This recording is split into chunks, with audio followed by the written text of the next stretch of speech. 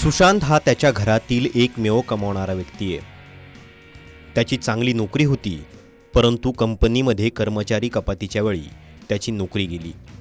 कंपनीनं सेव्हरेज पॅकेज दिलं, परंतु ते केवळ 1 महिना पुरेल एवढंच होतं। आता नोकरी जाऊनही काही महिने उलटलेत आणि पैशाची चणचण भासू लागली आहे। नोकरी जाणं, आजारी पडणं किंवा आणीबाणीच्या परिस्थितीचा सामना करण्यासाठी अनेक जण इमर्जन्सी फंड तयार करतात। तुमच्यावर देखील सुशांतसारखी परिस्थिती ओढावू नये असं वाटत असेल तर हा विशेष रिपोर्ट अवश्य पहा। वाईट वेळ कधीही येऊ शकते, त्यामुळे वाईट परिस्थितीचा सामना करण्यासाठी एक फंड तयार ठेवा। तुमच्याजवळ इमर्जन्सी फंड नसल्यास अजूनही उशीर झालेला नाही। तुम्ही या फंडाची सुरुवात करू शकता। इमर्जन्सी फंड हा आर्थिक नियोजनातील एक महत्त्वाचा भाग आहे।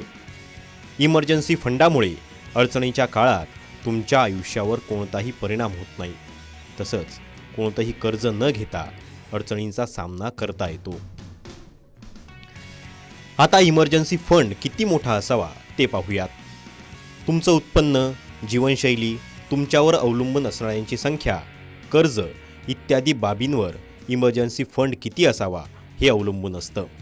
महत्त्वाचं म्हणजे तुमच्याजवळ 3 ते 6 महिन्यांचा घर खर्च चालेल इतका फंड असणं गरजेचं आहे। तसंच तुमच्या घरी मुलं असतील आणि तुम्ही कमावणारे एकमेव व्यक्ती असाल तर इमर्जन्सी फंड हा 6 महिन्यांचा खर्च भागवणाराच असावा। इमर्जन्सी फंड कसा तयार करावा हे आता पाहूयात। इमर्जन्सी फंडासाठी लाखो रुपये जमा करणं अवघड वाटत असलं तरीही नियोजन, आर्थिक समज विकसित केल्यास तुम्ही टप्प्याटप्प्याने सहजपणे फंड तयार करू शकता।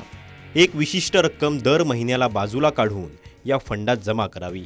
यामुळे बचतीची सवय लागते, पैसेही जमा होतात। यासाठी एक वेगळं खातं सुरू करा, त्यामुळे दर महिन्याला तुम्हाला या खात्यात विशिष्ट रक्कम जमा करता येते।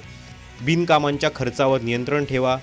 सांगायचं झाल्यास दररोज बाहेर जाऊन हॉटेलात खाण्यापेक्षा एखाद्या वेळेस हॉटेलात जाऊन जेवण करा। वायफळ शॉपिंग करू नका। खर्चांवर नियंत्रण ठेवल्यास बचतीचं ध्येय पूर्ण होतंच, तसंच फंडात योगदानही वाढवण्यास मदत होते। इमर्जन्सी फंडात एकदाच एक मोठ्या रकमेचा एक भाग जमा करू शकता। ऑफिसमध्ये मिळालेला बोनस, टॅक्स रिफंड म्हणून मिळालेली रक्कम किंवा इतर स्रोतातून मिळालेलं उत्पन्न यातील एक लहानसा भाग खर्च करा। उर्वरित भाग इमर्जन्सी फंडात जमा करा। फंडाची उभारणी केल्यास त्याचं व्यवस्थापन कसं करावं याचीही माहिती असणं गरजेचं आहे। त्यासाठी सुरक्षितता, सुलभता आणि लिक्विडिटी म्हणजेच तरलतेकडे लक्ष देणं गरजेचं आहे। तसंच सुरक्षितता म्हणजे अल्प कालावधीत नुकसान होईल अशा ठिकाणी गुंतवणूक करू नका। उदाहरणार्थ शेअर बाजारात किंवा इक्विटी आधारित म्युच्युअल फंडात गुंतवणूक करू नका। हे फंड सहजपणे खर्चासाठी वापरता येतील अशी सुलभता असावी। लिक्विडिटी म्हणजे तरलतेकडे लक्ष ठेवा, म्हणजेच तुमच्या गुंतवणुकीचे रूपांतर पैशात तात्काळ करता आलं पाहिजे। दीर्घकालीन मुदत ठेव, PF किंवा NSC इत्यादी साधनांचा समावेश इमर्जन्सी फंडात होऊ शकत नाही, कारण अशा फंडातून तात्काळ पैसे काढण्याची सोय उपलब्ध नाही। इमर्जन्सी फंडाबद्दल संपूर्ण माहिती तुम्हाला मिळाली आहे। आता यातील काही टिप्स पाहूयात।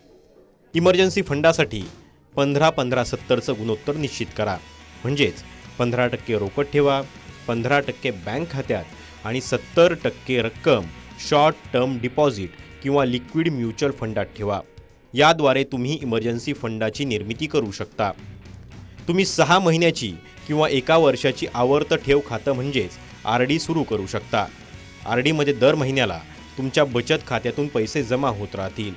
RDची मुदत संपल्यानंतर व्याजासोबत मिळणारी रकमेचा वापर तुम्ही इमर्जन्सी फंडासाठी करू शकता। इमर्जन्सी फंडात वेळ आणि गरजेनुसार बदल करा। वाढत्या महागाईमुळे वेळेनुसार खर्चात वाढ होत राहते। 1 वर्षापूर्वी 6 महिन्यांचा खर्च इमर्जन्सीसाठी पुरेसा होता। आता महागाईमुळे फंडाच्या रकमेत वाढ करावी लागू शकते। बातम्यांच्या सखोल विश्लेषणासाठी सबस्क्राईब करा मनी9, कोडवर्ड श्रीमंतीचा।